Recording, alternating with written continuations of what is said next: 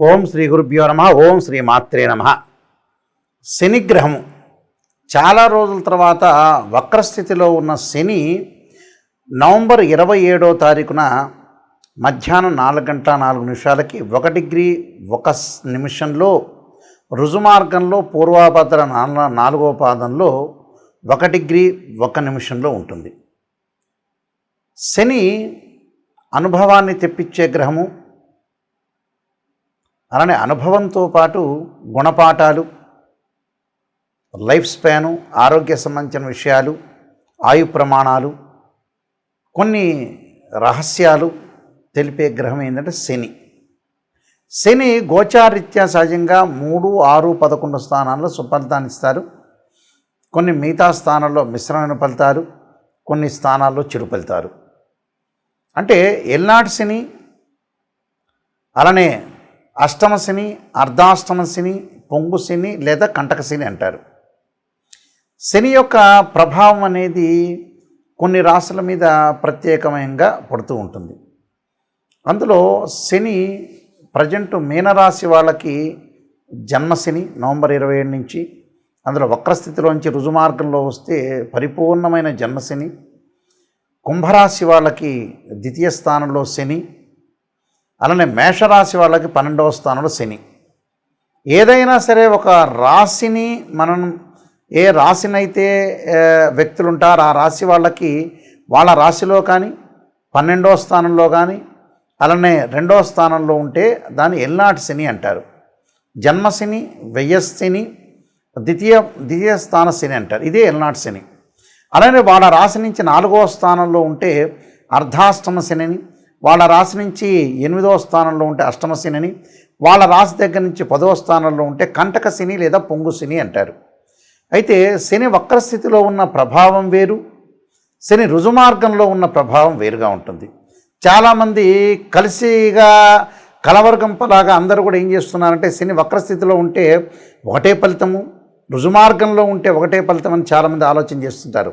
వక్రస్థితిలో ఉన్న రిజల్ట్స్ వేరు, రుజుమార్గంలో ఉండే రిజల్ట్స్ వేరు. ఇవన్నీ కూడా గోచారీత్యా చెప్పబడే ఫలితాలు మాత్రమే. అది ఫస్ట్ పాయింట్ గుర్తుపెట్టుకోవాలి. చాలామంది కూడా ఆలోచన చేస్తుంటారు ఏంటంటే పాప అన్ని టీవీ ఛానల్స్లో అందరూ జ్యోతిష్యులు చెప్పే విషయాల్లో మాకు మేషరాశి వాళ్ళకి ఇలా జరగట్లేదండి, వృషభ రాశి వాళ్ళకి ఇలా జరగట్లేదండి, మిథున రాశి వాళ్ళకి ఇలా జరగట్లేదండి అని అనుకుంటారు. నిజంగా గోచారం వేరు, బర్త్ చార్ట్ వేరు. నెంబర్ ఆఫ్ టైమ్స్ నేను అన్ని ఛానల్స్లో చెబుతూనే ఉన్నా, అది వేరు ఇది వేరు అని మీకు ప్రేక్షకులందరికీ కూడా అవగాహన రావాలి అనే ఉద్దేశంతో చెప్తున్నాను. ఎప్పుడు కూడా బర్త్ చార్ట్ అంటే ఒక చెట్టు ఉంటుంది, ఒక ట్రీ, ఆ చెట్టు కింద వేళ్ళు ఉంటాయి, ఆ వేళ్ళు బర్త్ చార్ట్. అంటే వేళ్ళు భూమిలోకి లోపలికి వెళ్తేనే ఆ చెట్టు బాగా ఉంటుంది అని అర్థం. అంటే చెట్టుకు ఆకులు పండ్లు కాస్తాయి అని అర్థం. అలానే వేళ్ళు బాగా ఉండాలంటే ఏంటంటే ఆ వేళ్ళే birth chart.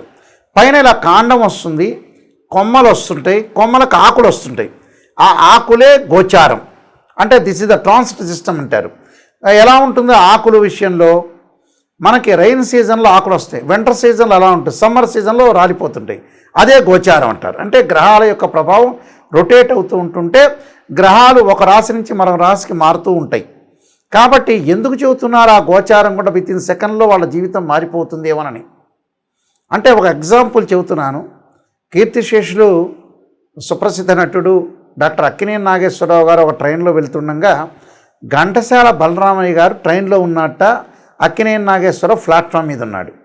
Ghantasala Balaramaiah paper చదువుతున్నా, వాష్రూమ్కి వెళ్తున్నా, పక్కన వాళ్ళతో మాట్లాడుతున్నా ఈ అక్కినేని నాగేశ్వరరావు గారిని చూసేవాళ్ళు కాదట.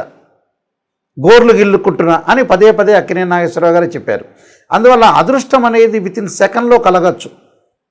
ఎంత కృషి చేసినా కూడా ఆవగిందంత అదృష్టం అనేది మనిషికి ఉండాలి. అందువల్ల ఆవగిందంత అదృష్టం ఉండేదే గోచారం అంటారు. అందువల్ల ఆ గోచారంలో శని యొక్క ప్రాధాన్యత ఏమిటి, శని వల్ల ఎలాంటి రిజల్ట్స్ రాబోతున్నాయి, రుజుమార్గంలో ఉంటే ఎవరెవరికి ఎలా మంచి చెడుల యొక్క మిశ్రమైన చెడు మంచి మిశ్రమైన ఫలితాలు ఏ విధంగా ఉంటాయో మనం ద్వాదశ రాశుల వాళ్ళకి ఏ విధంగా ఉన్నాయో ఒకసారి మనం తెలుసుకుందాం. కర్కాటక రాశి వాళ్ళకి శని యొక్క ప్రభావం ఏ విధంగా ఉందో ఒకసారి తెలుసుకుందాం. ముఖ్యంగా ప్రధానంగా కర్కాటక రాశి వాళ్ళకి మనం చూసుకునేటట్లయితే కర్కాటకం, సింహం, కన్యా, తులా, వృశ్చికము, ధనస్సు, మకరం. అంటే సప్తమాధిపతి అష్టమాధిపతి అయిన శని భాగ్యస్థానంలో ఉండటం వల్ల రుజుమార్గంలో ఉంటే ఎలాంటి ఫలితాలు జరుగుతాయి? రుజుమార్గంలో ఉంటే ఎలాంటి జరుగుతాయి? శోకం, రోగం, మహాదుఃఖం చ, అలానే మహా దుఃఖం కలుగుతుందట. రోగాలు కలగకుండా జాగ్రత్త పడండి. దుఃఖం కలిగినా కూడా ప్రశాంతంగా ఉండాలి.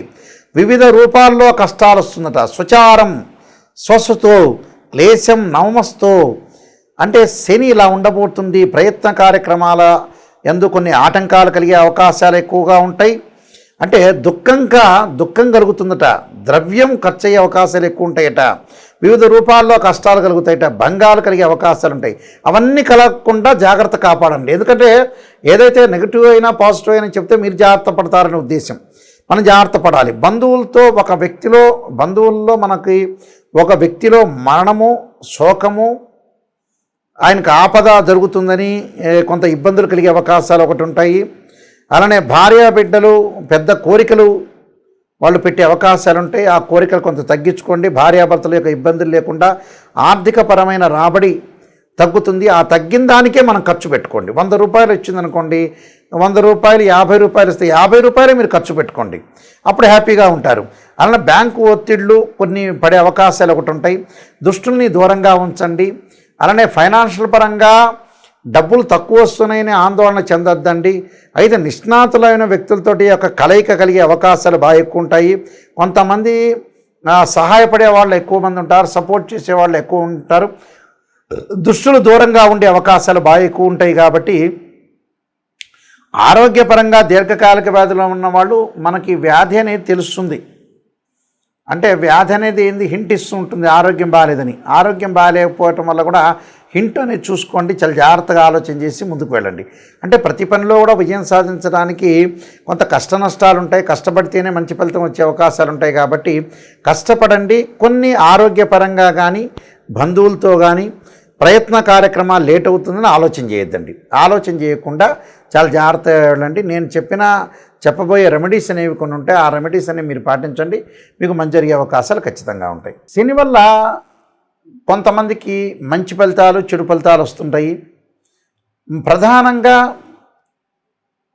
శని వల్ల చెడు ఫలితాలు కానీ మరింత మెరుగైన ఫలితాలు రావాలంటే శనికి కొన్ని పరిహార మార్గాలు ఉంటాయి. అంటే శనికి పరిహార మార్గాలంటే శనితో జాతకరీత్యా కొన్ని దోషాలు ఏర్పడుతుంటాయి. పునర్భవ దోషం అంటారు జీవితంలో. బర్త్ చార్ట్లో పునర్భవ దోషం అంటే ఏంటంటే కాలయాపన జరుగుతుంది అని అర్థం. కాలయాపన అంటే ఏమిటి? శని చంద్రుడి నక్షత్రాల్లో ఉన్నా, చంద్రుడు శని నక్షత్రాల్లో ఉన్నా, శని చంద్రుడిని చూస్తున్నా, శని సహజంగా సప్తమాన్ని చూస్తూ ఉంటాడు చంద్రుడిని. ఒకడ శని చంద్రుడు పరస్పర వీక్షణ ఉంటే సప్తమ స్థానం అంటాము. అంటే శని చంద్రుడిని 7th హౌస్లో చూస్తున్నా, చంద్రుడు శనిని 7th హౌస్లో చూస్తున్నా కూడా పునర్భవ దోషం, కాలయాపన జరుగుతుందని అర్థం. అలా శని తృతీయ స్థానాన్ని, దశమ స్థానాన్ని చూస్తాడు. శనికి తృతీయంలో చంద్రుడున్నా, దశమంలో చంద్రుడున్నా కూడా పునర్భవ దోషం ఉంటుంది. అలానే శని రోహిణి, హస్త, శ్రవణ నక్షత్రాల్లో ఉన్న, చంద్రుడు పుష్యమి, అనురాధ, ఉత్తరాభాద్ర నక్షత్రాల్లో ఉన్నా కూడా పునర్భవ దోషం అనేది కలుగుతుంది. కాలయాపన జరగటం, పనులలో ఆలస్యము, మానసికంగా ఆందోళన, మెంటల్ టెన్షన్ కావటం, అన్ని పనులు దగ్గరికి వచ్చినట్టు వచ్చి వెనక్కి వెళ్ళే అవకాశాలు ఉండటం, ఏ పని కూడా సక్రమంగా కాలేకపోవటం, అన్నీ కూడా టోటల్గా ఫెయిల్ అయ్యే అవకాశాలు ఎక్కువ ఉంటాయి. అయితే ఎల్నాటి శని, అర్ధమ శని, అష్టమ శని, పొంగు శని, కంటక శని, వీటన్నిటి కూడా శని యొక్క దోషాన్ని పరిహారం చేసుకోవాలి. శని యొక్క దోషం పరిహారం చేయాలంటే శని జపం చేయించుకోవాలి 19,000 సార్లు. అలానే శనీశ్వర హోమం చేసుకోవాలి. ఆరోగ్యం బాగాలేకపోతే నువ్వుల నూనెతో శివుడికి అభిషేకం చేసుకోవాలి. శనికి నల్లని ద్రాక్షారసంతో అభిషేకం చేయాలి. నల్ల నువ్వులు, నల్లని వస్త్రము, నల్లని గొడుగు, నల్లని చెప్పులు, నల్లని మేకు దానం చేయాలి. అలాగా శనికి సంబంధించిన దక్షిణాకాళి స్తోత్రాన్ని కూడా పాలన చేయడం చాలా మంచిది. అంటే శనికి అధిదేవత, ప్రతిదేవత, అధిష్టాన దేవత, అంతరిక్ష దేవతలు ఉంటారు. అంటే ఇవన్నీ కూడా మనం చదువుకోవాలి. అంటే శనికి సంబంధించినవి ఏదైతే అధిదేవత, ప్రతిదేవత, అంతరిక్ష దేవత, అధిష్టాన దేవతలు ఉంటారు, వీళ్ళని భక్తిపూర్వకంగా మనం ప్రార్థన చేయటం అనేది చాలా ఇంపార్టెంట్. ఇక్కడ ఆరాధన చేయాలి. అందువల్ల ఇవన్నీ కూడా మనం కరెక్ట్గా చేసుకునేటట్టయితే మనకు పర్ఫెక్ట్ రిజల్ట్స్ వచ్చే అవకాశాలు ఎక్కువగా ఉంటాయి. అయితే మా nayakanti.com, nayakanti.in మీరు సంప్రదించవచ్చు. మా గురించి అంతా కూడా నేను 15 పుస్తకాలు రాశాను రాజమండ్రి మోహన్ పబ్లికేషన్ వాళ్ళకి. కాలసర్పయోగము, కాలసర్పయోగ చంద్రిక, రాహుకేతులు, ఛాయాగ్రహాలు, స్వప్నశాస్త్ర పరదీపిక, అలానే జాతక చంద్రిక, వివాహ మార్తాండము, పుత్రగణపతి వ్రతము, సర్వదేవతా గోత్ర పరవళ్ళు పార్ట్ 1, పార్ట్ 2, బృహత్ పరిహార సింధు, ఇలాంటి పుస్తకాలన్నీ కూడా నేను నెంబర్ ఆఫ్ ఆస్ట్రాలజీ బుక్స్ రాశాను. మీరు అన్నీ కూడా తెలుసుకోవచ్చు. తెలుసుకొని చక్కగా ఎలాంటి ఫలితాలు జరగబోతున్నాయి ఆ పుస్తకాల్లో కూడా ఉంటాయి. అలానే జాతకాన్ని నన్ను సంప్రదించవచ్చు. ఆ బుక్స్ ఎవరికన్నా కూడా కావాలంటే మా నెంబర్కి ఫోన్ చేసి తెప్పించుకోవచ్చు. లేకపోతే మోహన్ పబ్లికేషన్ వాళ్ళైనా కూడా మీరు సంప్రదించవచ్చు. అయితే నిజాన్ని తెలుసుకోండి. మీరు ఏదైతే మా ద్వారా ఖచ్చితంగా నిజాన్ని తెలుసుకొని ముందుకు వెళ్ళటం అనేది చాలా ఇంపార్టెంట్. ఎప్పుడూ కూడా నిజాన్ని తెలుసుకోకుండా మనం మోసం చేసుకోవటం వల్ల మనకి నష్టమే తప్పితే ఎదుటివాడికి ఏమి ఉండదు. మనం నష్టపోయినట్టే. నిజంగా చెప్తానంటే ఈ వీడియో అంతా కూడా మీరు చూడండి, ప్రతి వీడియో కూడా చూస్తూ ఉండండి. అన్ని రహస్యాలు, అన్ని విషయాలన్నీ కూడా మీకు చెప్తాను. జాగ్రత్త పడండి. జీవితంలో డబ్బు ఎక్కడ ఖర్చు పెట్టాలో తెలుసుకోండి. డబ్బులు ఎక్కడ పొదుపు చేయాలో చూసుకోండి. ఈ మధ్యకాలంలో మంచి విషయాలకు డబ్బు ఖర్చు పెట్టట్ల. అలానే మానవుడు దిగజారిపోవటానికి కూడా కారణం అదే అవుతుంది. కాబట్టి అన్ని విషయాలు మీరు ఇంటి వాస్తు ప్రకారంగా కూడా మాకు కాల్ చేయొచ్చు.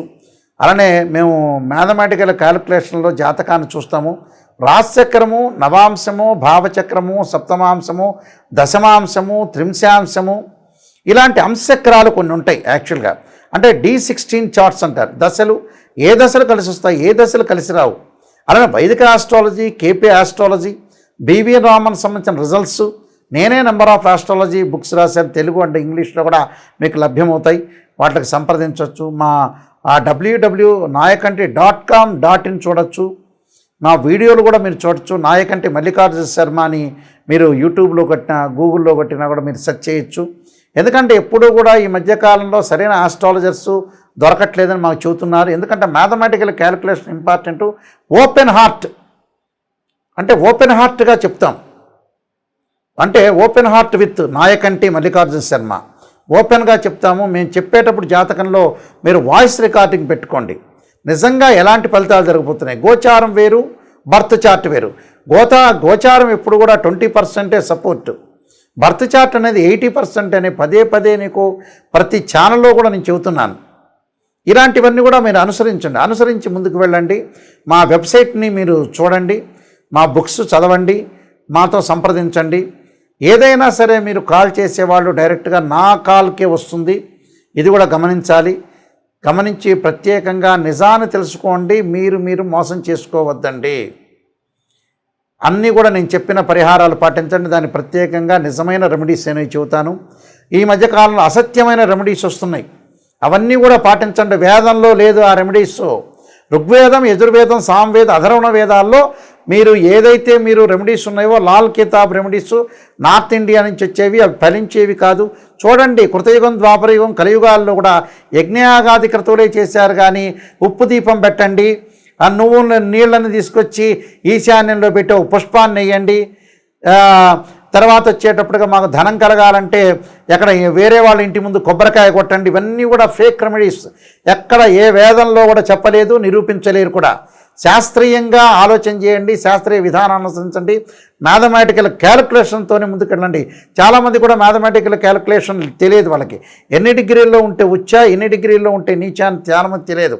అలాంటి వాళ్ళందరూ కూడా చాలామంది చెబుతున్నారు. కాబట్టి సరైన ఆస్ట్రాలజీని సంప్రదించి ముందుకెళ్తే మీకు మంచి జరుగుతుంది. మీకు శని యొక్క అనుగ్రహం ఉండాలని ఆశిస్తూ సర్వే జనా సుఖినో భవంతు.